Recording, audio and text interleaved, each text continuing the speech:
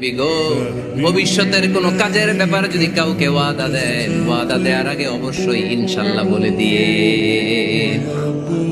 নবীর মাধ্যমে আমরা শিখে গেলাম না?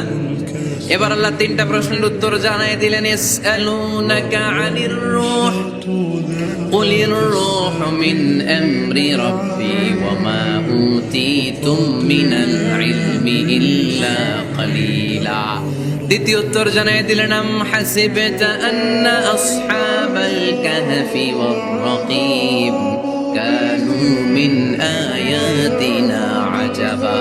তিন নাম্বার প্রশ্নের উত্তর আল্লাহ সূরা কাহফে জানিয়ে দিলেন, ইয়াসআলুনাকা আন যিল কারনাইন কুল সাআতলু আলাইকুম মিনহু যিকরা। আল্লাহু আকবার। কেন বললেন কার কার উত্তর লাগবে? আসো। রূহ হলো আল্লাহর আদেশ, আল্লাহর আদেশে ঢুকে আর আল্লাহর আদেশে বের হয়।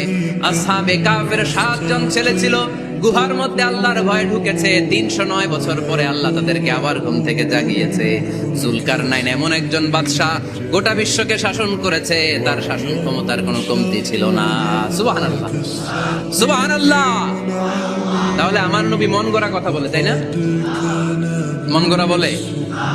He was guided by wahy. He was guided by revelation.